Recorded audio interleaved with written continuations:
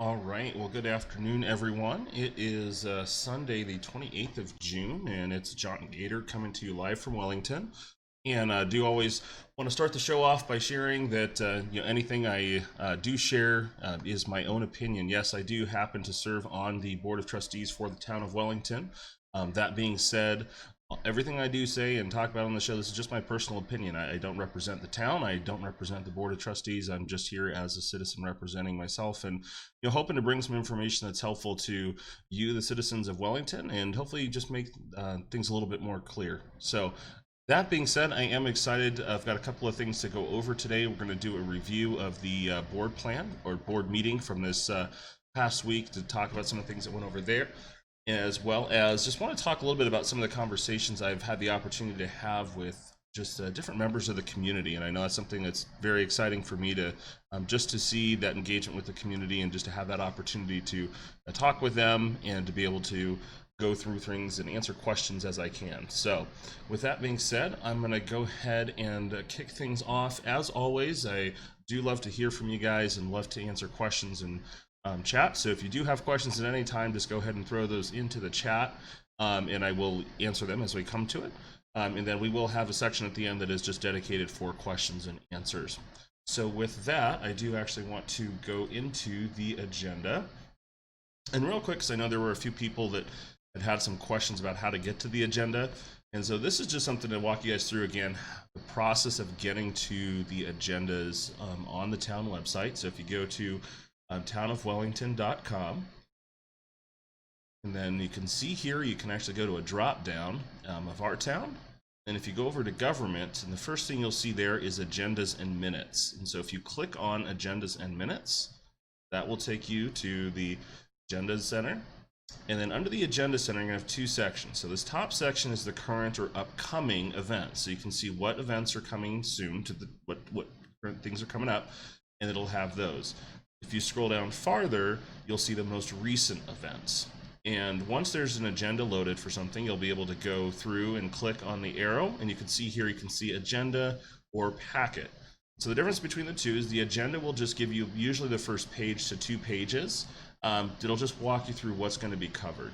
The packet will actually walk you through the supporting documentation that is alongside that. So you can click on that and it'll show that. So I generally do pull up the packet so I can go and review, and then that will pull up a PDF. If you want, you can either print this out, or if you click the download button up here in the corner, that will actually allow you to download the PDF onto your computer, so you don't have to go and reload it again later. So that's just a reminder for you guys how you can get to this. And all of the agenda meetings need to be posted. Agendas and packets have to be posted, I believe 24 hours is the minimum amount of time that they have to be posted. For the Board of Trustees, they're generally posted Friday or Saturday prior to the Tuesday meeting. So our 2 meetings on Tuesday, generally the packet is posted by Friday or Saturday the week before.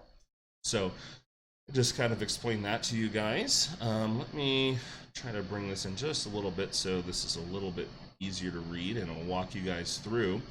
So as always, our board meeting was at 6:30 p.m. on Tuesday. This was the 4th Tuesday of June.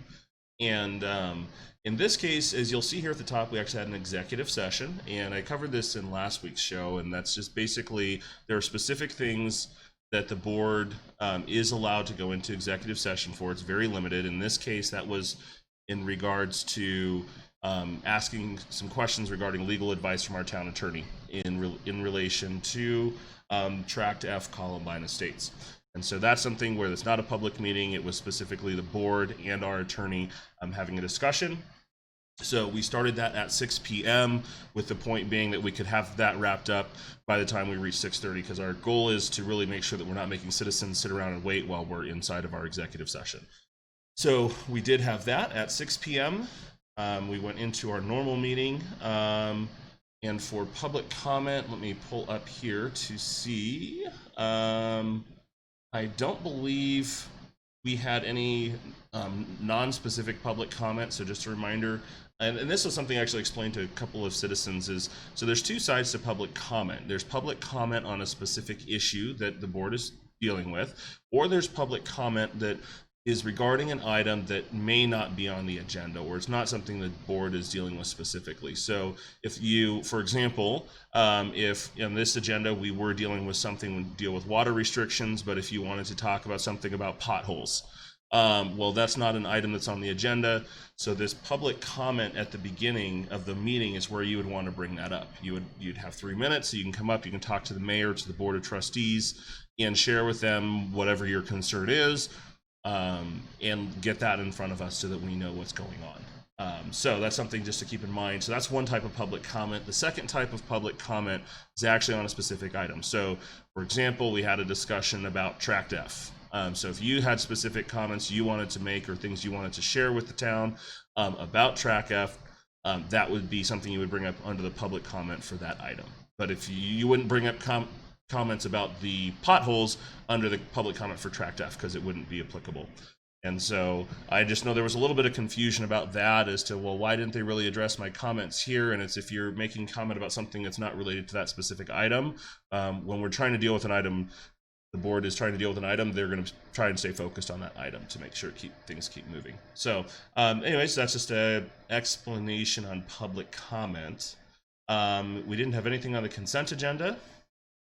And then for the action items, we had a development agreement for Tract F Columbine Estates. And this is as you're driving south out of Wellington on I-25, as you look over to the west side of I-25 as you're approaching, I want to say, oh boy, is it Roosevelt? I don't remember the exact name of the overpass, but one of the overpass just south of town, you'll see this kind of pond that's just sitting there off to the side of the freeway. And it's been there for several years, and kind of what we had gone through in the research on this is it really is the town's responsibility to deal with that, and it hasn't been dealt with, and it's becoming more of a concern, and there's potential that the state could come in and force the town to fix things. And so what happened is we had a developer who was willing to, wants to develop that remainder of the property that's there. It's already been approved for development. It was approved, from what I understand, multiple years ago, but it was unable to be developed because the town had not fixed the issues with this pond. And so this developer came in and said, basically, they were willing to help the town with getting that pond dealt with into where they would actually cover more than half of the cost of fixing the problem. And so what was brought to the board is, were we willing to sign a development agreement, in that a part of that agreement would be that the town would pay $305,000 to work together with this developer to fix the issue that we have with that pond.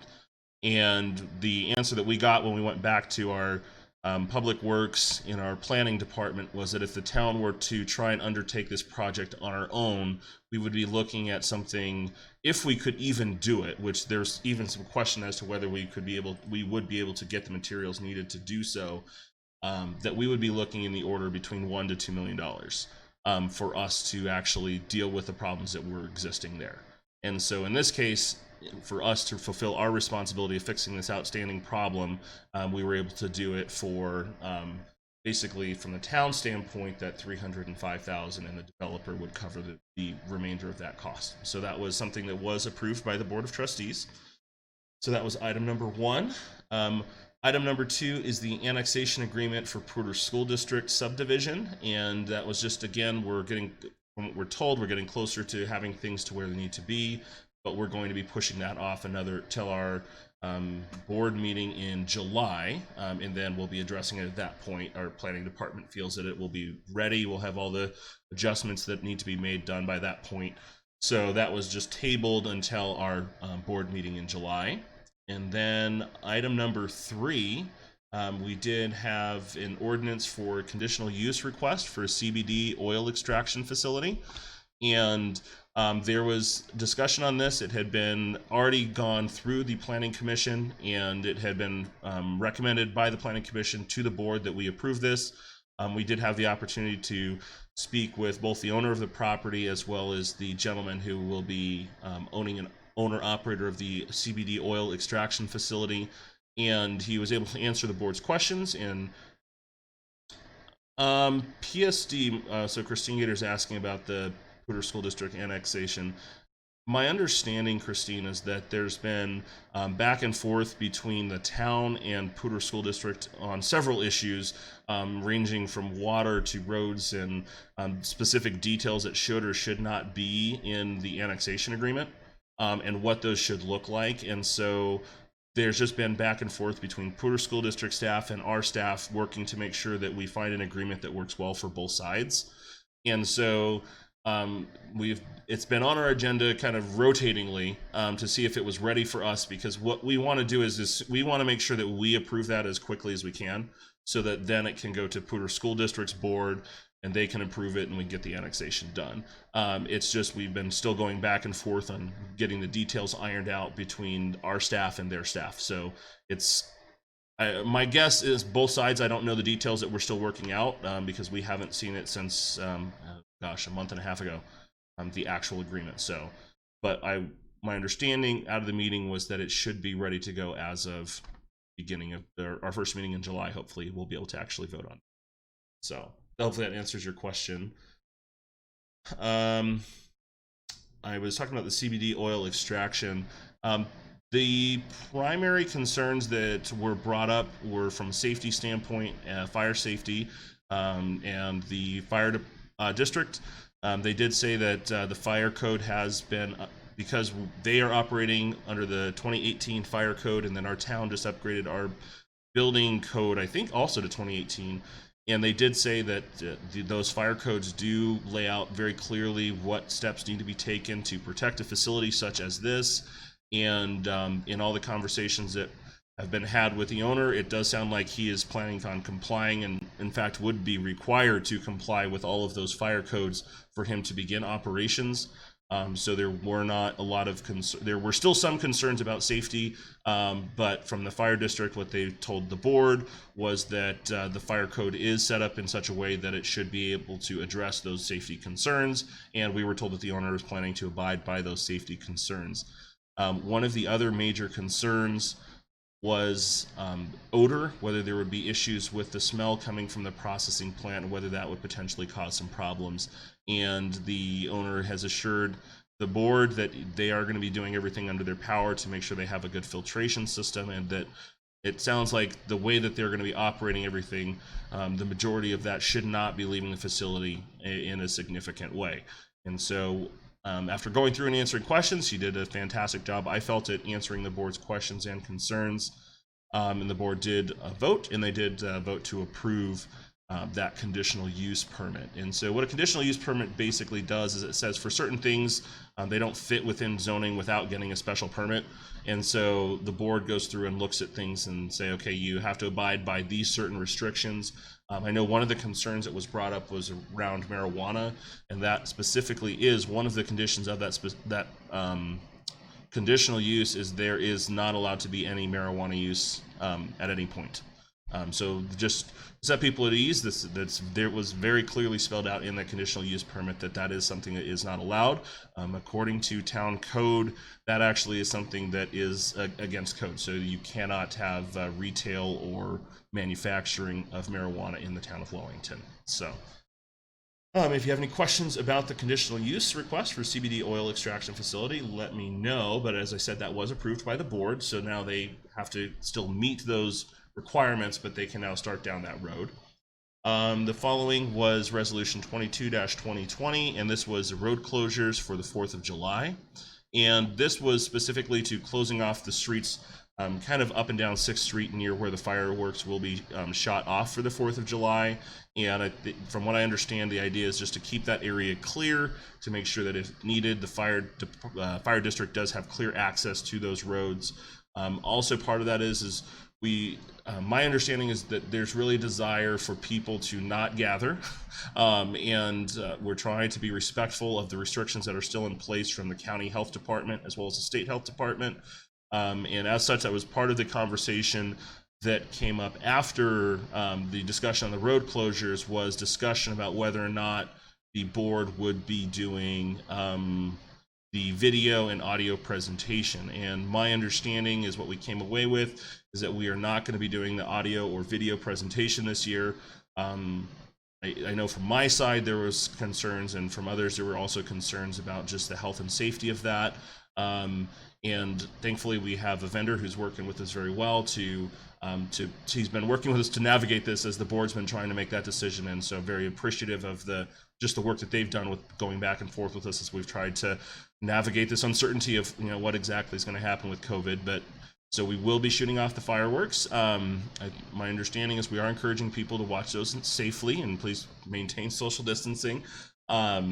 But we are excited to be able to have those fireworks. I know that means a lot to a lot of people. I know I'm excited for it. I'm excited for my family to be able to watch and just to enjoy the fireworks show, at least, even if we can't do all of the other pieces we would normally like. So any questions on that, I would be happy to answer. Moving on to item number 5, and I will come back because I know that sometimes the feed is a little slow on questions, so I will come back to that in a moment if there are any questions.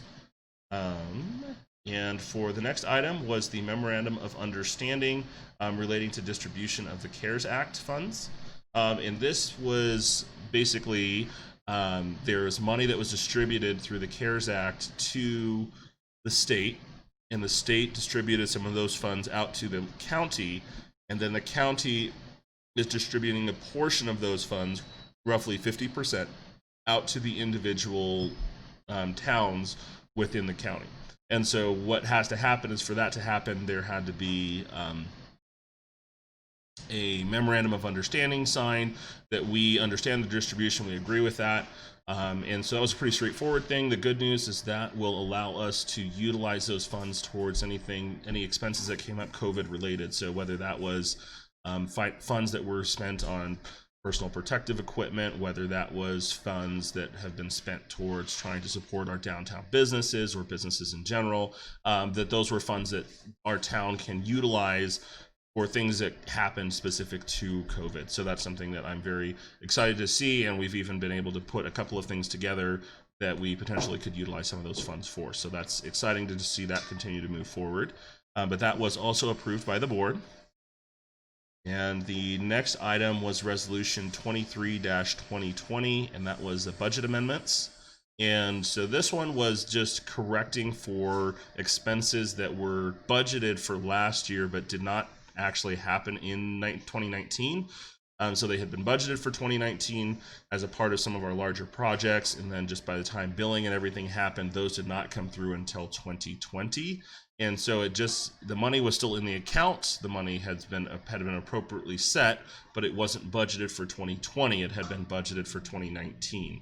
And so we had to just make adjustments to pull that over, to put that in the correct funds and get those separated. So that was what that budget amendment was for. Thankfully, it was a fairly straightforward one. Item number 7. Okay, so item number 7 was in regards to Resolution 24-2020, and that was in regards to hiring someone full-time for a communications position. This is something that I feel the town has been lacking for a while. It's a conversation that I started having several months ago, that this would really be beneficial to have someone whose full-time job is to handle communications, to also work with making sure that the messaging is very clear as to what is going on or what's happening. And so this is something that I'm very glad that the board felt this was important to move forward with. And I know I've had a couple of questions from people, so I will get to those. Also, if you have questions about this specifically, please do go ahead and throw those in chat. I'd be happy to answer them. But this is something that we did have some discussion on, and the board did ultimately vote to go ahead and move forward with the having our town administrator start the process and hire a full-time person for communications. I know I have received a couple of questions in the last week kind of as to why would we need to hire a person for that? Don't we have the board of trustees? And I think that's one of the things that's very important to keep in mind, is that for a lot of municipalities, and for Wellington I can speak for sure, is that just to understand is that your board of trustees are not full-time employees of the town. They really do serve in a volunteer capacity. All of them have either full-time jobs or businesses that they run on top of the countless hours that they spend um, doing the things that come into town business. And I know it may seem like, well, there's really just the 2 board meetings a month plus the work session, and the reality is there's really a lot more that goes into it. Um, for the board than those meetings, because each of the members of the board sits on at minimum one other town board that also meets. Several of them sit on boards of exterior organizations that have to do with the town of Wellington, and they're meeting with that. They are constantly on phone conversations, whether it's with different people from different municipalities, whether it's from people internally with the town, whether it's even in communications with the citizens of the town. There's really a lot of things that the members of the Board of Trustees are doing that does keep them very busy on top of their jobs that they already have outside of that. And so it's something where we really felt that we needed someone whose full-time job was to manage communications and to make sure, number one, that information is getting out to the public, and number two, that information is consistent. And I'll talk a little bit about this later, but that's something we've seen, especially in the last couple of weeks. There's been a lot of inconsistent information, and a lot of it just has is different people have different portions of the information, and they put them together and they come up with things that are not technically incorrect, but they're missing some important pieces of information. And so really what we need is one person that's putting together a consistent and cohesive message, so that when the citizens are trying to find out what's going on, it's very clear, it's very easy to understand, and you're not getting one message from myself, you're getting another message from Cowling Town Hall, you're getting another message from the town Facebook page. We really want to be something where you're getting that one consistent message from everywhere. And Christine is asking, what does the board do versus the staff? Great question. So basically, the Board of Trustees is responsible for setting the budget. They are responsible for setting policy. In essence, the Board of Trustees' job is, and as well as to communicate with the citizens, is really to be in communication with the citizens, to set the vision for the town staff, to set the budget for the town staff, and then the town staff's job is to execute against that vision and against that budget. And so, for example, let's just take roads as an example. So one of the responsibilities for the town is to make sure that our roads are being maintained and the potholes are filled, things like that. Well, that is something that our town staff, it's their job. It is not expected of the Board of Trustees that we're picking up shovels and we're shoveling gravel or filling a hole in the road. What our job is to make sure that our town staff has the funds to fill that hole. We're making sure that they have the guidance, that they know that hole needs to be filled. Now, one of the things that is an interesting sidebar to that is that we as town staff can be, and hopefully are, in communication with our citizens. And so it may be something where we're able to get that communications from citizens and get something on the radar for town staff sooner than later. But that being said, I know there's a lot of people that are like, oh, don't you know everything as a trustee? No, I don't. There's a lot of things that I as a trustee don't know about because I don't need to. If town staff is, cutting the grass in the park, or they pulled some dandelions or weeds or things like that, they don't tell me about that because I don't need to know. They do tell that to their supervisors, and their supervisors, if that information is necessary, will then send that up to the town administrator. But the Board of Trustees primarily interacts with the public, with each other, and then with the town administrator. Because the town administrator's job is to oversee all of the different members of staff. That's not my job. My job is not to come into the Public Works Department as a trustee and tell them this is what you're supposed to do or not supposed to do. And again, that is our town administrator's job. My job as a trustee is to make sure that I'm listening to the citizens, to make sure that I'm looking at the vision that we've set out for the town, and I'm giving direction to the town administrator, and I'm giving budget to the town administrator to say, here are the tools, and here's where we want you to be going. And this is something I do in conjunction with the mayor and with the other trustees on the town board. It is then the job of the town administrator to then go in and sit down with the staff and make sure that that vision is accomplished, that vision is carried out. And so I know sometimes that gets confusing because people will be like, oh, well, can't the board just tell town staff what to do? And it's like, well, no. We can let the town administrator know, hey, we'd like to see this happen and we'd like to see this done, or can we work on this? But ultimately, it is the job of the town administrator to oversee the town staff. It really is not the board's job. We are not supposed to get involved with what town staff are doing or not doing.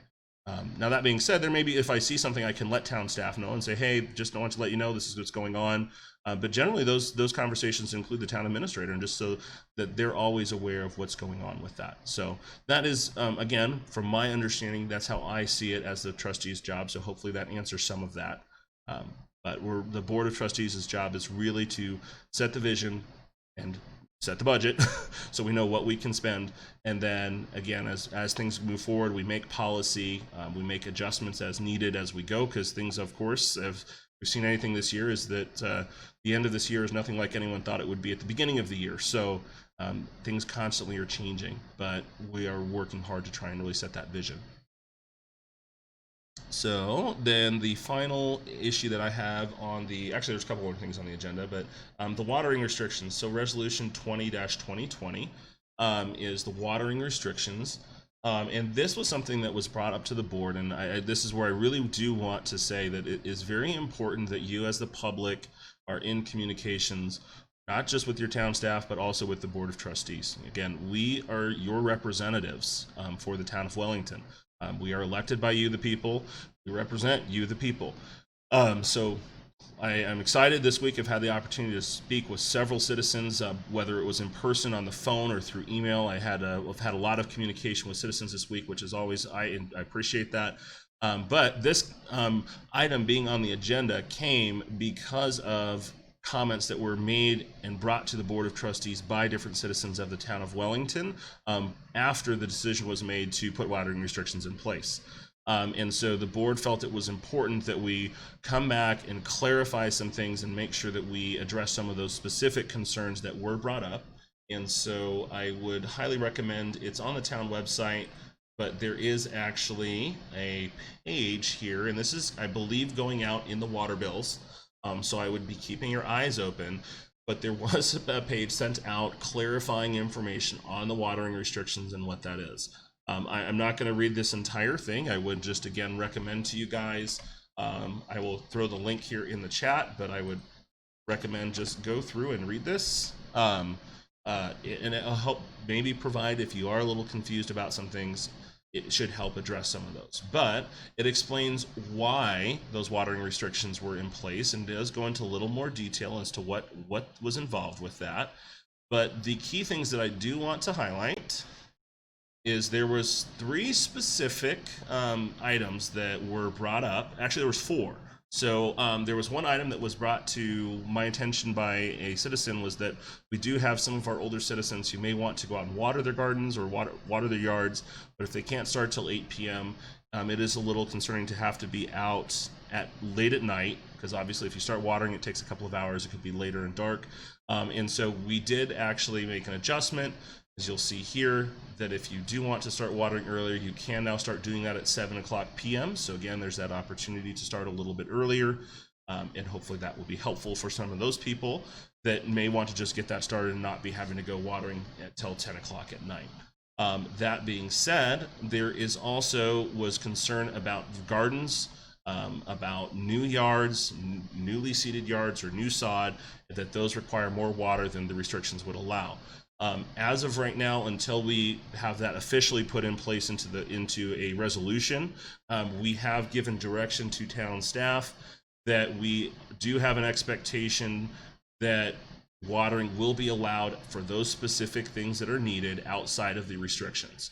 And so those are all listed here: hand watering of vegetable gardens, hand watering of container gardens, and then minimal watering of new sod, new grass sod, and new landscaping vegetation as needed for establishment.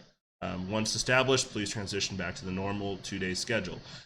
And if also attached with this were some best practices for here are things that you should do that may help you with water, which again was one of the other things that was brought to the board, is could we really focus on helping people with education versus just throwing information and just throwing restrictions out there, really educate people on what they need to do. And yes, so Christine mentions the board is listening to the citizens. Yes, we are.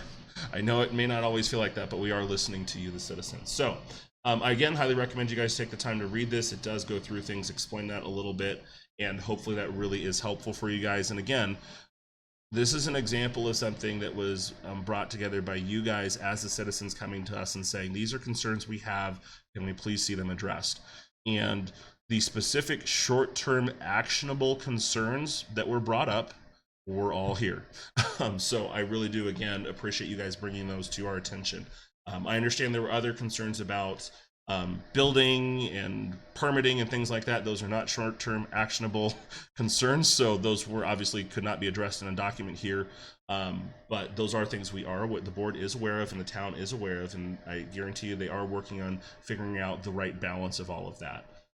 So I know there was also some concerns with the meeting as just the technology, trying to work through Facebook Live versus, this was our first in-person board meeting. So there were a lot of challenges with comments not showing up till after the vote had happened. We are town staff is working on getting that together so that by the time we have our next meeting, we hope to have a better, more sturdy and stable platform going to be able to handle that public comment. So that we can make sure that everyone's questions are heard and we're able to get that dealt with. That being said, I know there were some very specific questions that were asked of the board and town staff in the public comment. Those were not so much comments as specific questions as to why certain things are happening or not happening. And so what the board elected to do was to ask town staff to go back and actually write up a detailed answer to those versus just trying to throw something out on the spot that they were not prepared for and didn't have answers to. We asked them to actually go back to the drawing board and put together a detailed answer to that. And so this is on Facebook, but if you are on Facebook, you can actually go to the video from the town's live. And as you look here, it should show up on there, but there is a comment from the town of Wellington that does go into trying to address a lot of those concerns that were raised. So I would encourage you to go ahead and read those, kind of read up on some of those answers, especially if you were one of the people that also had that question or you were one of the people who did have that question. Right. Any questions, again, please throw them in the chat. I'd be happy to answer them. We then had our liquor license review board, which was for the Wellington Grill, and so basically it's actually technically a separate meeting. So we leave our meeting as Board of Trustees to go into our meeting as the town liquor license board.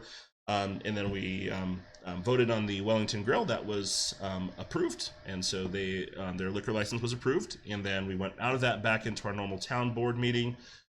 We did have some reports by our town. I believe we just had a report from the town finance director looking at the impacts of COVID on the town finances. The good news, well, we're still looking at a loss for the year of an expected loss in revenue. The good news is that initial figures were over $2 million, and I believe we're down under $1 million, and it keeps getting lower. So that's a good thing, is it seems to be trending in the right direction. So hopefully that will stay good. And then that was all that we had for the town board. We didn't have any other reports, I don't believe. And so that was the end of the meeting. So I do want to wrap that portion up, and I want to go into kind of talking a little bit about some of the community conversations. And I also do want to make sure to let you guys know, if you have questions, please go ahead and put those in chat for the Q&A, because I do know that the live stream does run a little bit, the comments do run a little slow. So I want to make sure if you do have questions that I do get those answered. Now, addressing kind of the community conversations, and as I told you guys a little bit early in the show, I did have the opportunity to speak with several people. Some of those were in person, others were over the phone, and others were through email, and some we even had a little bit of discussion. I don't usually do a lot of discussion on Facebook. I do try to just provide clarifying information, but I do ask if you would like to have a discussion. I would love to talk to you, and I'd love to have some discussion. Feel free to shoot me an email, a phone call, or even if I can make the time, I'd love to sit down and chat with you. And a lot of the concerns for this week really did have a lot to do with water and just kind of how are things happening in the town and what's going on and what's happening. And a lot of it really does come back to trying to create this system of consistency, which I feel is really important. And again, as I do share here, I want to remind you guys, I don't speak for the board, I don't speak for the town, I speak for myself. But speaking for myself, I am very encouraged by the people that we have on the Board of Trustees, by the people that we have on our town staff, and we're dealing with some very significant issues that have been coming for years, that have all happened to hit in conjunction with a global pandemic this year. So it's just been a very different different year. But a lot of these issues were not issues that just came up because of COVID. These were issues that have been coming up. And even some of these, I was very glad because the prior board and the prior town administration started the process of addressing those issues within the last 2 to 3 years. The challenge is a lot of these issues are not things that can be dealt with in a year or 6 months or even 2 years. A lot of these are multi-year projects, such as the upgrading of the water treatment plant. That's an incredibly huge project that takes an immense amount of time and an immense amount of work. The good news is our town staff has been very diligent at keeping on that and trying to see where there are problems, and they even caught some fairly significant problems in the planned upgrades. And we're now having those problems hopefully addressed and being re-engineered if need be to make sure that we're able to keep our citizens supplied. And so I just want to encourage all of you guys. I know it can be frustrating at times, and just ask you all to work with the board, work with the town. Again, I ask this as an individual. But I am encouraged because I get to see the work that the trustees are putting in. I get to see the work that the town staff is putting in, and they all, from my perspective, they all understand and see the seriousness of the issues that we face in the town, and they all want to get them fixed. They're not looking to just pass this down the road to the next person and let it be the next person's problem. They see that we've got some very big issues, some very big things that we have to deal with. But the thing that excites me is we all see that if we can work through these and get these dealt with, we have an amazing town. Like, I love the people of Wellington. I love the community of Wellington. I think it's amazing. And that's something that I've heard shared again and again from the town board, from the town staff, is that we all love this community, and that's why we're working so hard to try and make these things work. And we just look at it and we say, if we can deal with these issues that we're facing now and really get a good system set in place that people can easily understand what's going on and what's coming down the road, we really see that things can be amazing here in the next couple of years. We just have to be willing to put in some hard work now and make some hard decisions, right? It's not fun having to go and say, hey, we're putting watering restrictions in place. But at the same time, it's like when we have that longer outlook, hopefully we can look at that and say, okay, if we do this now, we can get some things put in place so that we can really look at things being better down the road. And so I am encouraged by the citizens reaching out, because I think that's one of the biggest things that's been missing. And so I want to encourage you guys, reach out, talk to your board of trustees. And it doesn't have to just be me. I encourage you to reach out to any and everyone on the board. If you feel like you can't talk to anyone else, you can always come to me. And I've told people that before. I can't promise I can fix anything. I'm one person. But I can promise that I will listen to you and I will have a conversation. And if there's a way that we can make it work, I'm definitely going to ask that we look into that. And my hope is, in a lot of cases, when we've had those conversations, we've been able to find some sort of a solution. And so I just want to encourage you guys to continue to be part of that process and continue to talk with the board and talk with your town staff. I do see, and also please guys, this is kind of the last call for questions. We're hitting that 40-minute mark, so I do want to wrap things up. So if you do have any questions, please throw them in chat. I know Christine is asking why are new developments necessary for revenue. I will be working on actually putting together a more complete explanation on this. Kind of the short answer is that for several years now, and I can't tell you the exact number, but for several years now, a very significant portion of the revenue for the town of Wellington does come from fees and income that's associated to development. And so a lot of that does go into helping to improve infrastructure, which we're trying to work on right now. But a lot of that is also going into things such as fixing roads, making sure water's treated, snow plows. I mean, a lot of things within our town government, because in Wellington we are we have a very large residential community, but we don't have a large manufacturing, commercial, or industrial community here. There very little of a very small percentage, it's getting larger thankfully, but a small percentage of the town's income actually comes from sales taxes. And so as a result, a lot of that comes right now is coming through development fees, and that's providing a significant portion of the town's budget.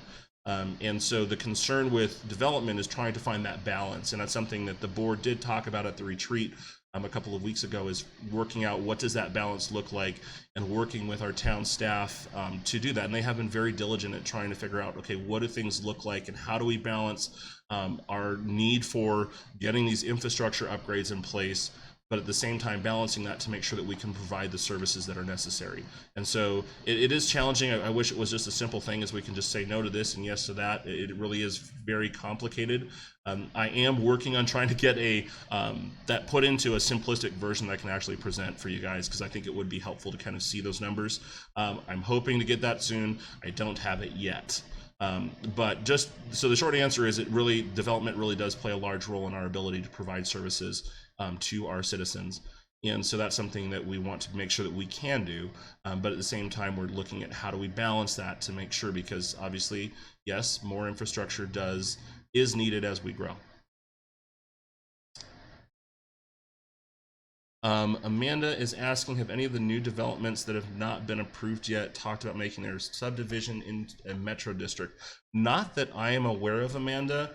I am not on the planning commission, which might have more information on that. But to my knowledge, I have heard there's some discussion about the new subdivision for Fort Collins potentially being a metro district, but I have not heard that about any of the ones here in Wellington.